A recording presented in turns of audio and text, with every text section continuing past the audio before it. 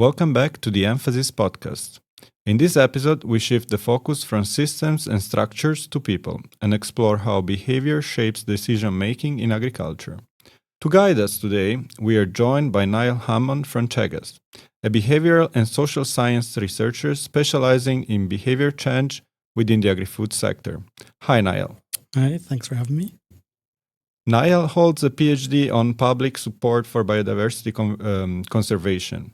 His research today focuses on how farmers and consumers make decisions and how they perceive sustainability and what motivates them or discourages change. So, welcome again. Thank you. Let's get into the questions of today.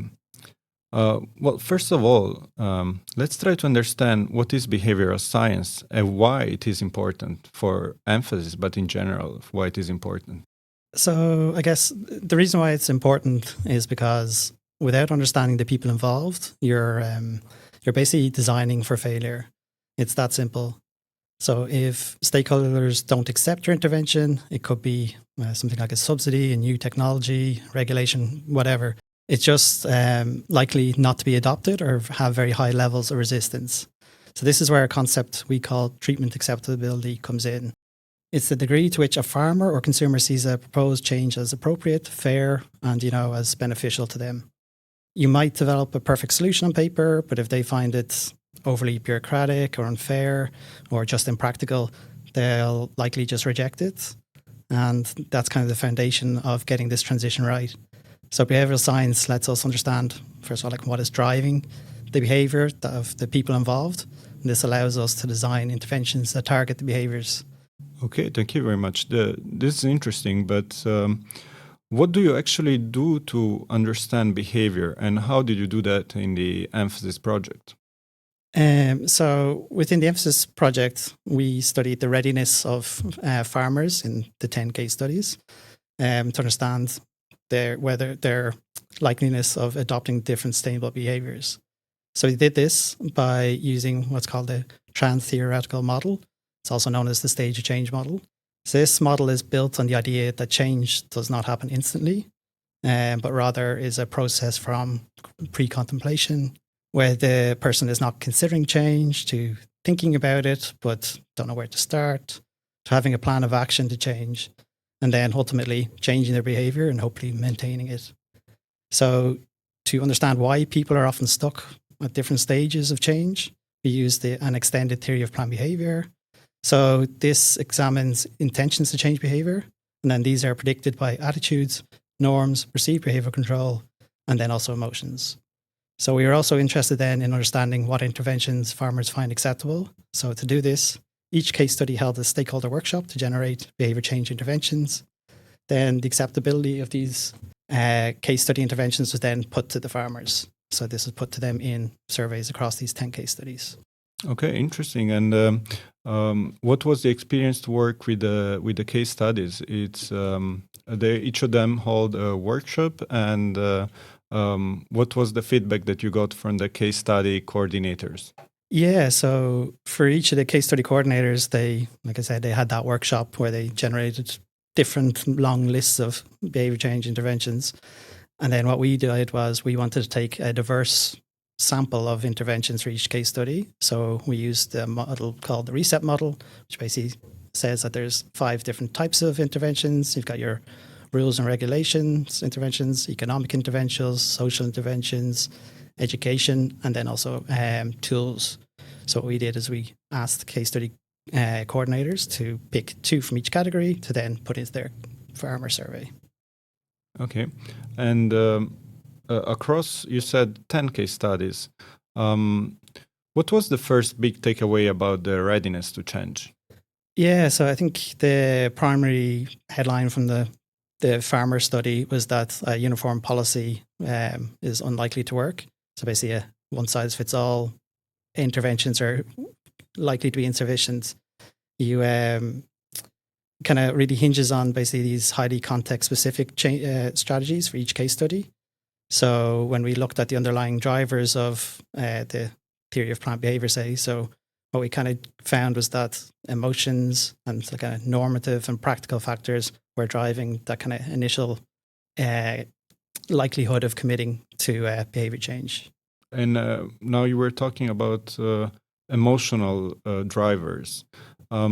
Which of those emotional or sort of internal drivers, let's say, were most powerful in really getting the farmers to even set a goal to switch practices? Yeah, so like I said, yeah, you had like those emotions and personal norms. So they were kind of the most reliable predictor across the different case studies.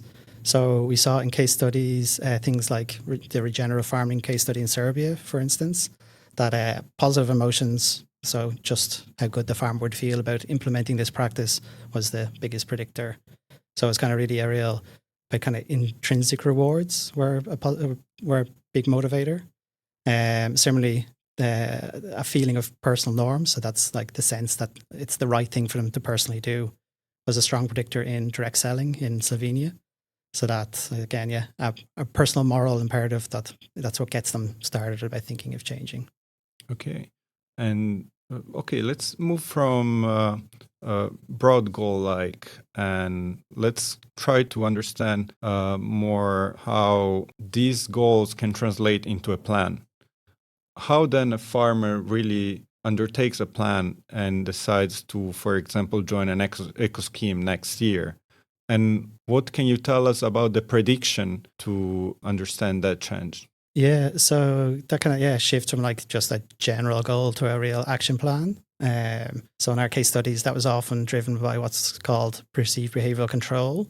So that just means that basically, does the farmer feel capable and is it feasible for them to make the change? So the critical levers here, when basically taking someone from a general goal to creating action, was whether they'd set a goal, had a high goal intention, and how easy it is to adopt this new behaviour. If farmers don't see kind of clear path forward, then you find that the plan just stalls. So we saw this a lot in the Greek case study, where the perception that a sustainable practice was entirely feasible was the dominant factor in explaining setting an actual implementation plan. And what can you tell us about what farmers dislike? What basically would impede them from making a plan or taking action upon a plan?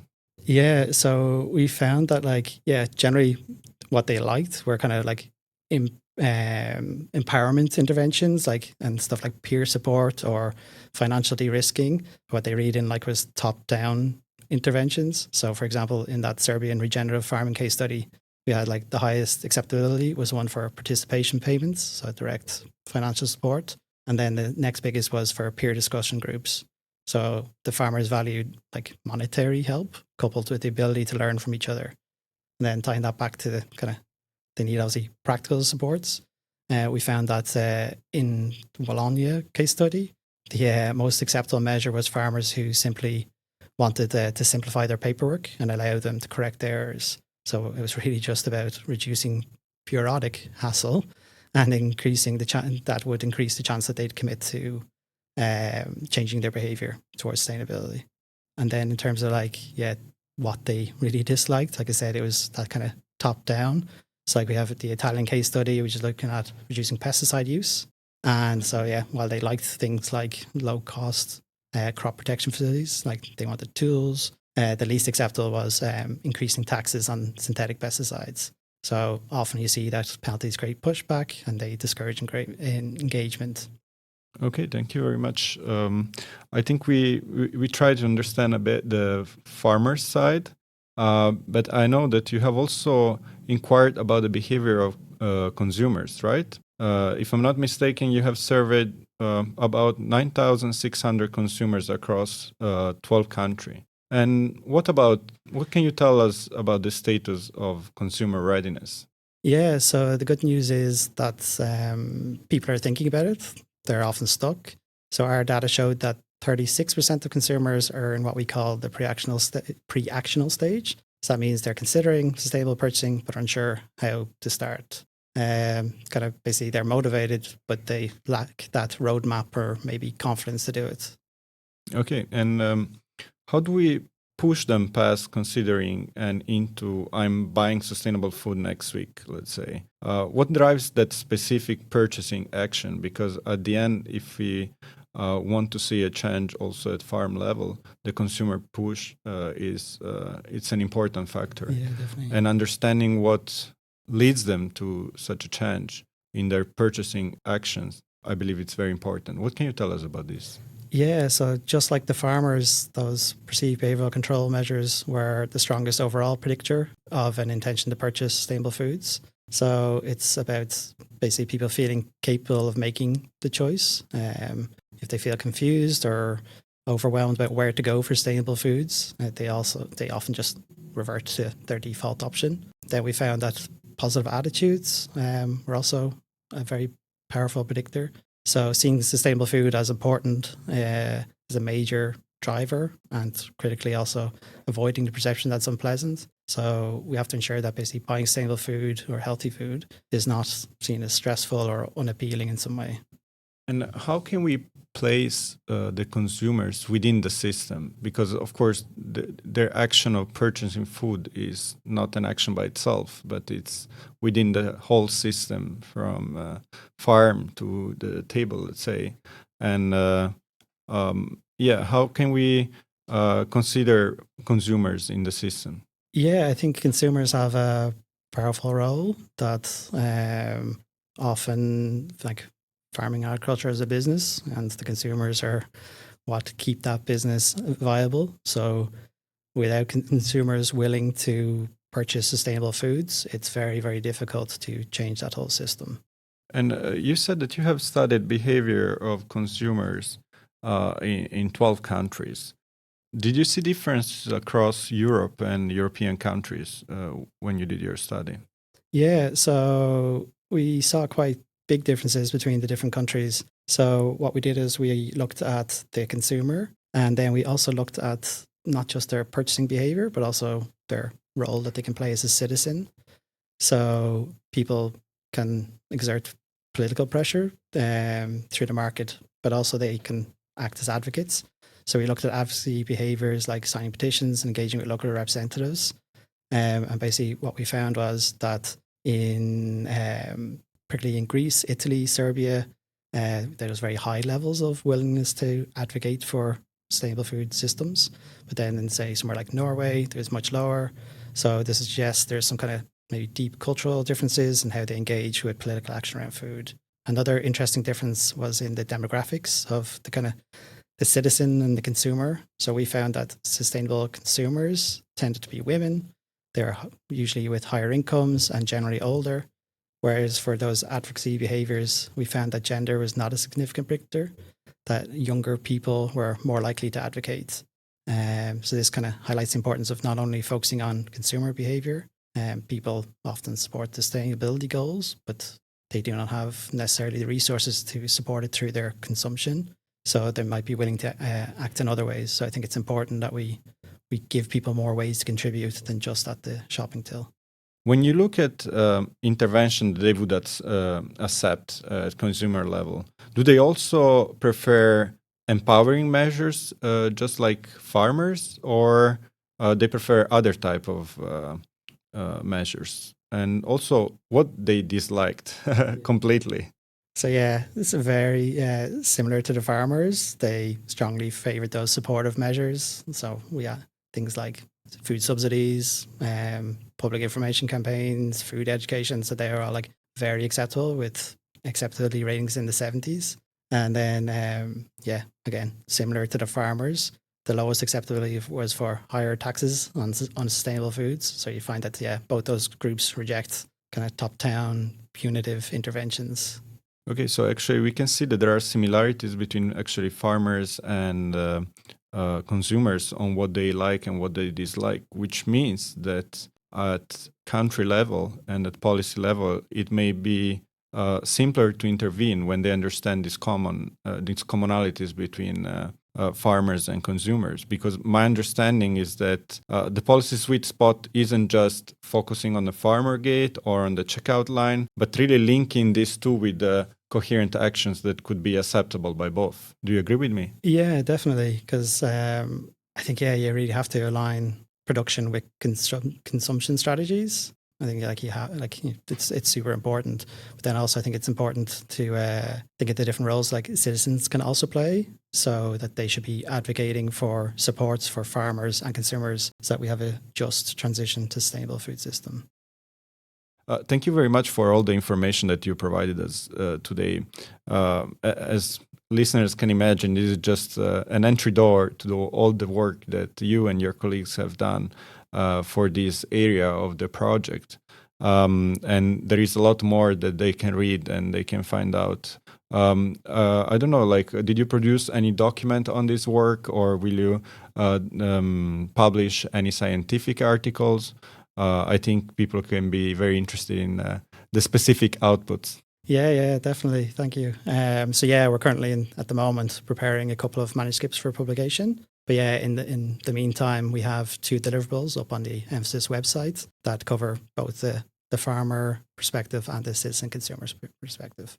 Okay, thank you. And thank you also for reminding the Emphasis website that if you're interested, you can definitely check out. We have all the public deliverables on it, and also a lot of other interesting articles on it.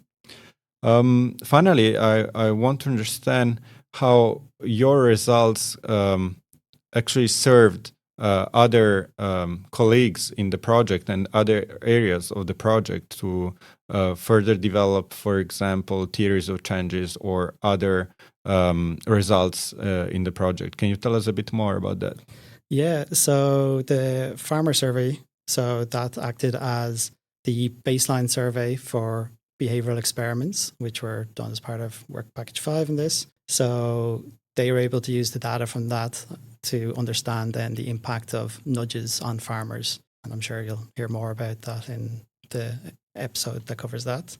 And then similarly, like, we looked to understand what are the behavioural factors that act as barriers that need to be addressed when you're developing a theory of change. So all of that fed then into each case study having both a systemic and behavioural theory of change to work from. Okay, thank you very much, Niall, for joining us today. Thank you. It was a pleasure. Thank you.